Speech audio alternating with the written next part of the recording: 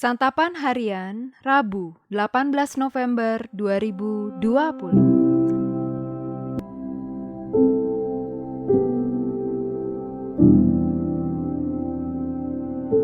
Hari ini kita akan membaca Yesaya pasalnya yang ke-29, ayatnya yang ke-17 hingga ayatnya yang ke-24.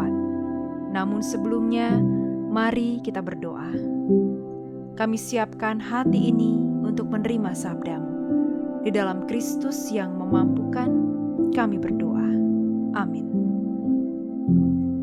Yesaya 29 ayat 17 sampai 24. Bukankah hanya sedikit waktu lagi Libanon akan berubah menjadi kebun buah-buahan dan kebun buah-buahan itu akan dianggap hutan?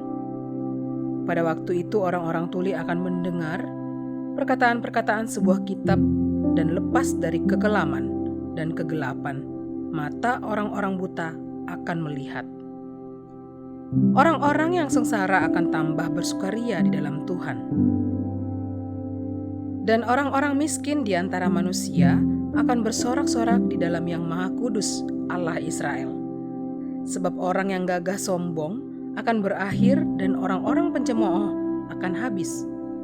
Dan semua orang yang berniat jahat akan dilenyapkan, yaitu mereka yang begitu saja menyatakan seseorang berdosa di dalam suatu perkara, dan yang memasang jerat terhadap orang yang menegur mereka di pintu gerbang, dan yang mendesak orang benar dengan alasan yang tidak-tidak.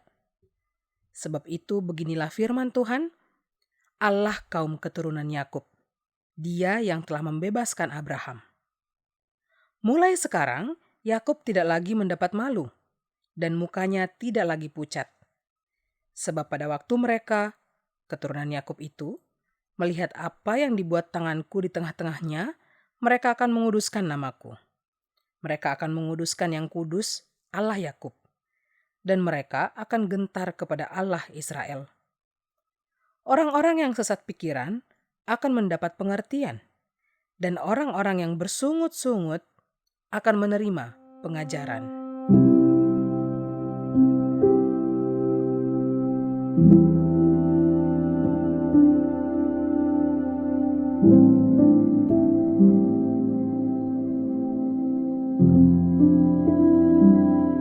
Sahabat Santapan Harian, hidup ini ibarat kita sedang berada dalam ruang kelas pembelajaran. Ketika guru memberikan penjelasan, ada yang dapat kita mengerti, tetapi ada juga yang sulit kita mengerti. Dan ketika ujian datang, pelajaran yang mudah kita mengerti dapat dengan mudah kita jawab, sehingga hasilnya bisa dipastikan baik. Akan tetapi, pelajaran yang tidak kita pahami sulit untuk kita jawab. Bisa jadi kita gagal atau mendapat nilai yang rendah.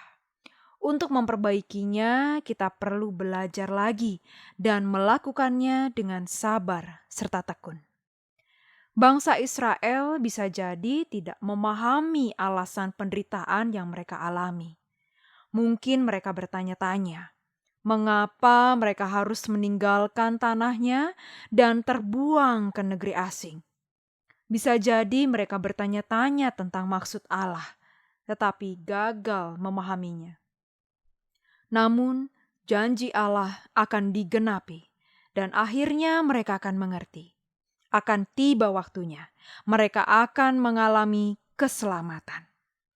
Allah akan mengubah keadaan mereka menjadi baik kembali. Keadaan orang-orang yang semula buruk, entah jasmani maupun rohaninya, akan dipulihkan oleh Allah. Tidak akan ada lagi kesengsaraan, sebab kesengsaraan itu akan digantikan dengan sukacita. Keadaan yang berkebalikan seperti itu juga akan dialami oleh orang-orang yang menimbulkan kesengsaraan di tengah umat Allah. Mereka akan hilang lenyap. Mereka akan mendapat hukuman yang berat darinya. Saat itu Israel akan mengerti alasan di balik semua penderitaan yang terjadi. Apa yang harus mereka lakukan adalah bersabar dan bertekun. Mereka hanya perlu menunggu hingga tiba waktu penyelamatan. Ada kalanya di tengah kehidupan kita tidak mengerti kenapa sebuah peristiwa harus terjadi. Kita diajak untuk bersabar. Namun bukan berarti kita hanya diam dan tidak berbuat apa-apa. Sabar berarti terus berusaha menjalani kehidupan sekalipun berat. Saat kita telah memahami kebenaran firman Allah, ketahanan kita untuk menjalani kehidupan akan bertambah pula. Mari kita berdoa. Bimbing dan ajarilah kami untuk memahami dan menjalani firman-Mu yang penuh kebenaran itu. Di dalam kasih-Mu Kristus, kami memohon. Amin.